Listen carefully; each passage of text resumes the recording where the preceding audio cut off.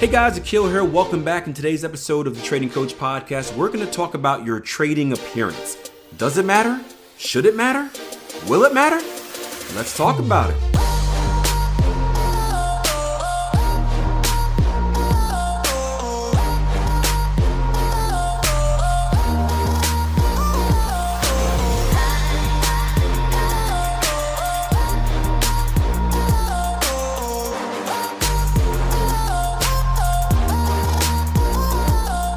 All right, so I want to talk about the importance of appearance, or really ask the question, is appearance or should appearance be important in trading? When I talk about appearance, I mean on many different levels. It could be if you're, how you're presenting yourself in a video, how you're presenting yourself to a client, how you're presenting yourself just to yourself. And presentation means how you look. Did you do your hair? Are you dressing nice in a suit and tie? Do you have this awesome clean office and millions of trading computers? Do you have a fancy trading system or a platform that you use with all the bells and whistles? Are you subscribed to news platforms that flash breaking news by your screen, right? All of this would go under the curtain of appearance. And I thought this would be an interesting topic to talk about because it is something that has come up probably about 3 or 4 times in the last week, right? Jason Greystone and myself, if you haven't checked it out already, we started a new YouTube channel called The Trader Coffee Break, where we're really taking a look at different concepts that we think will help newer and beginner traders out. And one of the concepts that we talked about, really the first episode, was talking about kind of the misconceptions of trading. Like, what do you need to be a trader? What do you need to look like? What do you need to have? And kind of how many people really have a false assumption of what trading actually is and what trading actually requires. Part of that is including appearance, right? We followed it up with another episode talking about trading apps and trading platforms and kind of breaking down what do you need in your trading platform. That would fall under appearance as well. Another conversation came up in a recent interview I did, which hopefully will become a podcast episode for you guys soon, where I was speaking with a trader. We were doing a Zoom call, and I'm in my normal kind of like t-shirt. I think I had like a pullover jacket on or something. He's in like a t-shirt. And we were just joking how, we're looking at 2 professional traders right here. And if you would have rewinded time about 10 years ago, we would have looked completely different, right? I would have had like a suit and a tie on, trying way too hard to look good, and how we used to care more about appearance than actually, the product or, what we're creating or what we're doing in the market. And finally, the last one came today. Right, I just did a video. I did a video on YouTube, one of my weekly videos, giving an outlook on the market. It was called, I think it's called, I found 2 red flags in my trading results. And it was a video I did early June where basically I was keeping you guys updated on my results as a trader, right? How the year has been going. I showed you guys the equity curve. We took a look at how the different pairs in my portfolio are performing. We took a look at different strategies and where the money's coming from, where the money's being lost at, all that fun stuff. And in this video, I presented my data with screenshots from some Excel tables that I made from my screenshot or from my Excel spreadsheet. And reading through the comments, that's what I always do. I respond to all of them. Many of the comments actually become episodes for the Trading Coach Podcast. It's one of the reasons I like digging into it. You guys tell me what you want to hear.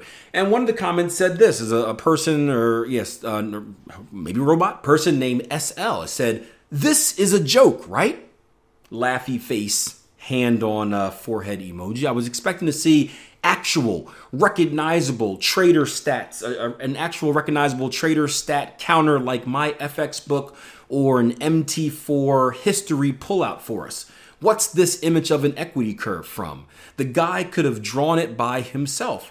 This is hilarious. Let me pass, time waster. You'd expect much better from a guy who seems to know it all and been there. Disappointing indeed. And I gave him a polite reply. I said, hey, sorry, I don't use my FX book. I'm not on MT4. For my personal trading, all I use is a custom Excel spreadsheet. We actually have one that we use here at Tier 1 Trading. I use that for my position sizing calculator. But as far as keeping track of my statistics, I use a custom Excel spreadsheet. And why do I use that? Well, one, I'm not very good with technology, so I don't like having fancy things that I can break. Two, when I started trading, that's what I used to track all my stats. This is before we had the custom spreadsheet that we give out at Tier 1 Trading. But three, using a custom spreadsheet, and I don't know how these other things work, right? Using a custom spreadsheet allows me to keep track of everything I need to keep track of. So, when I'm doing back testing, even more so than back testing than my actual data tracking, I like to keep track of a lot of things. I like to keep track of really every aspect and every different outcome of my trading. That way I can dig back into it and maximize. I can do A, B, and C tests, right, and compare and contrast and see what's the most efficient way to go through. So it's very usable as far as that. Now, is it the prettiest spreadsheet in the world? No, it's not. I used to spend a lot of time kind of, making my spreadsheet look extra pretty and all these little, breakout charts and dividers and fun stuff. And, one day I got to the point where I said, well, what's the point? I think it was probably when I had kids and I started being more efficient with my time. I said, what's the point, right? All I need to do is get the job done. It's very similar to my car situation. Someone sent me a message the other day. I shared, I'm always sharing pictures of my family and whatnot on Instagram, and I was sharing one of them outside playing in the sprinkler, and lo and behold, right, you see the old Toyota Camry, what year, 2005, still in the background. And I got this delightful message from a guy saying, man, it's so awesome to see that you still have this. I remember you talking about that in a podcast years ago, and I can still see it's up and running, right? There's a group out there rooting for that thing to survive forever. And whenever I share that story about, hey, my wife drives a new car, but I drive a 2005 Toyota Camry.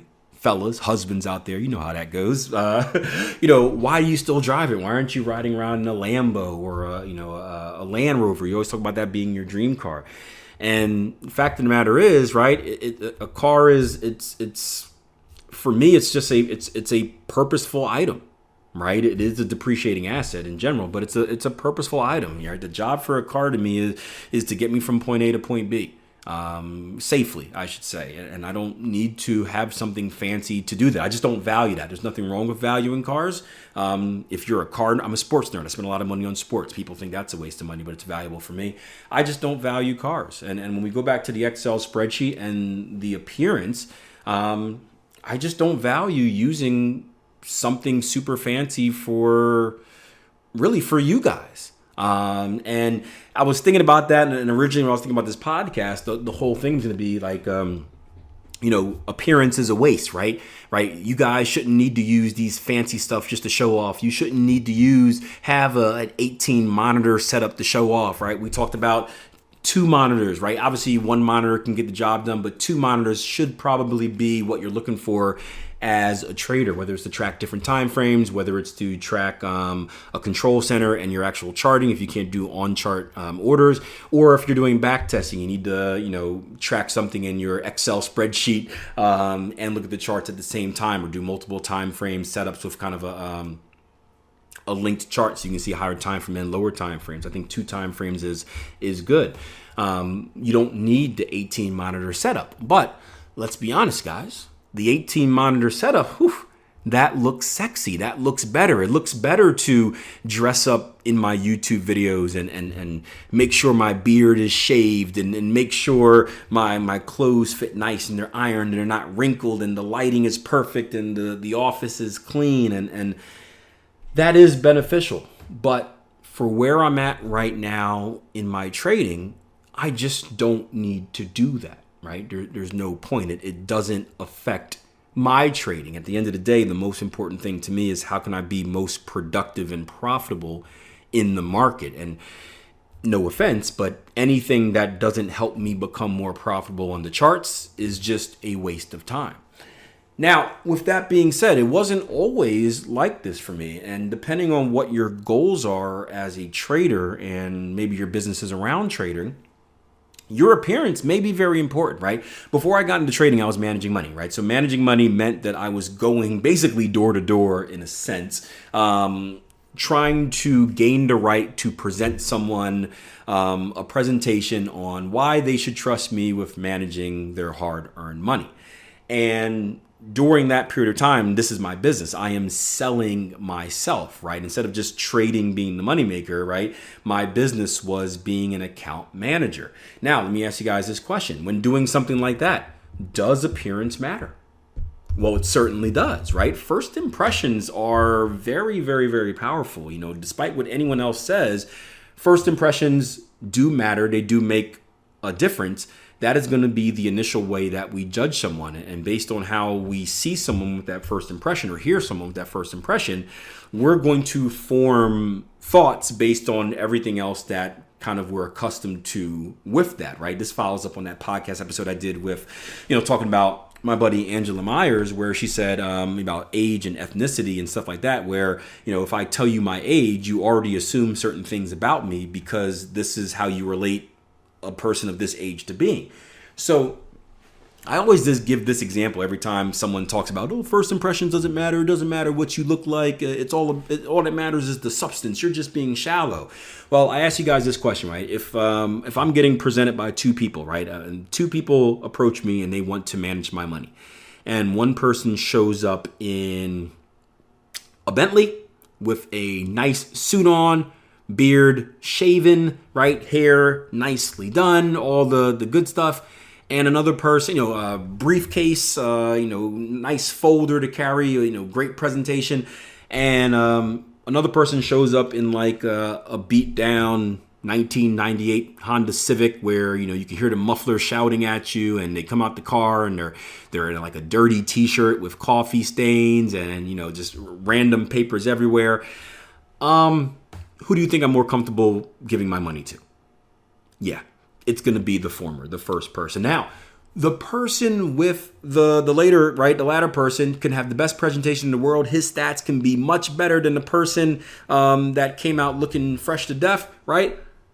But I'm not giving hard-earned money to a person that looks like that, because as soon as I see a person that looks like that, I make certain assumptions, and those certain assumptions that I make allow me to be a little bit less comfortable with someone like that managing my money. So if you're someone that's going to be into money management, or maybe you're someone that's starting a signal service or an educational service and you're looking for sales, presentation does matter, right?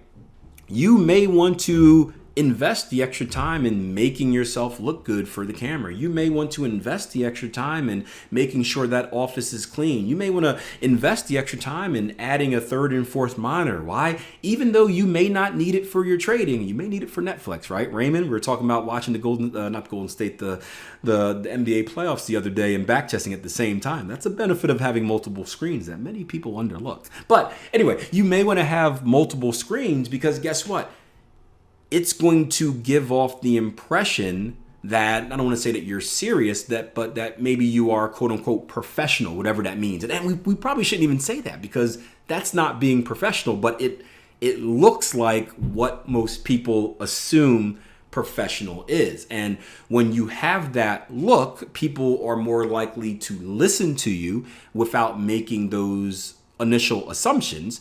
And when they listen to you, hopefully what you're presenting is solid, what you're presenting has substance, and then you can kind of hook them, right? Hook them with your actual substance, right? You bait them in with the look, right? That gets you past the first door. Like, okay, I'll give this guy some attention because he looks like I should be paying attention. And then when they actually hear what you have to say, it's like, you know what? The message makes sense. On the other hand, if you can't even get them past the first door by the initial impression, they're not even going to care what you have to say, right? Again, imagine like, you trying to approach a girl in the bar, right? And, you could be the nicest guy in the world. You could be a millionaire entrepreneur, but if you look like crap, she's probably not even giving you the time of day. She doesn't even want to hear about how nice you are and all the cool things that you do because you look like a joke. And all of a sudden, whenever you're talking, all she hears is womp, womp, womp, womp, womp, because she's looking at you as a joke. So in that aspect, appearance is very important.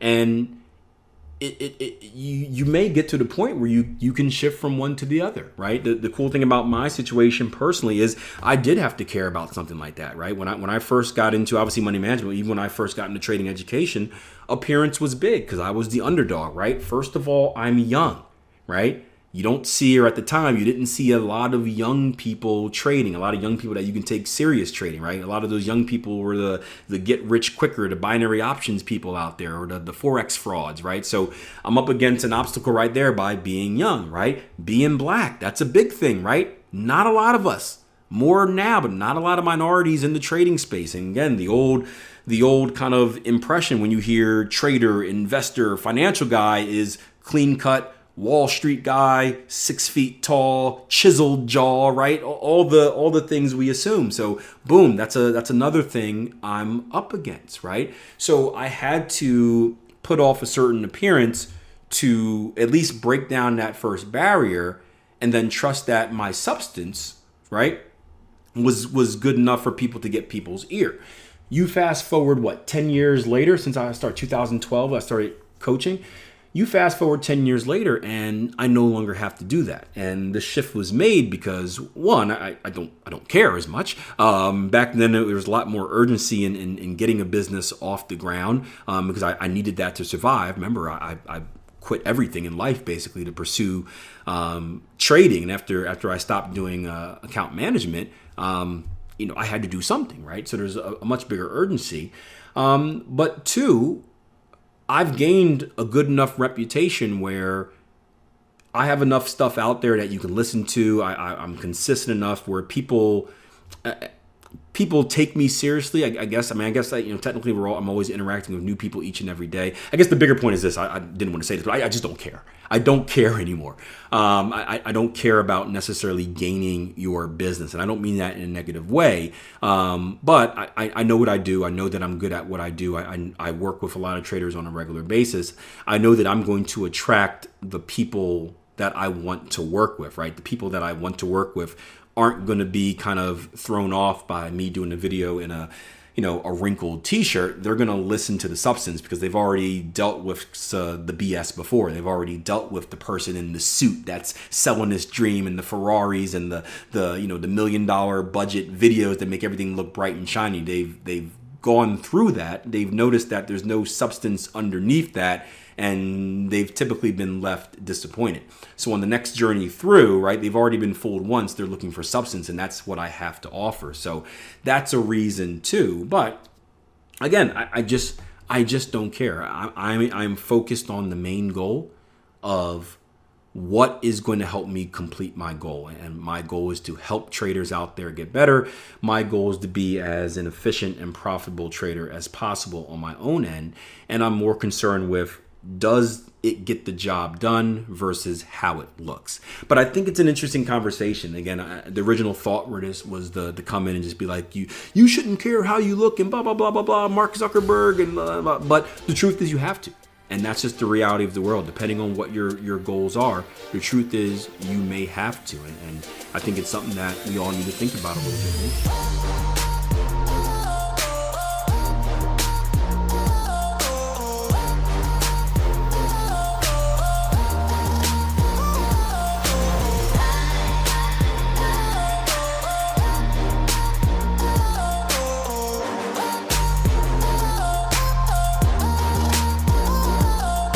Hey, thank you guys for checking out the show. Don't forget, I have a YouTube channel. There are videos out there multiple times a week, a weekend video. There's a midweek market video. Get over there, YouTube/Akil Stokes, or just YouTube search Akil Stokes. Subscribe, hit that notification bell. That way you don't miss my stuff.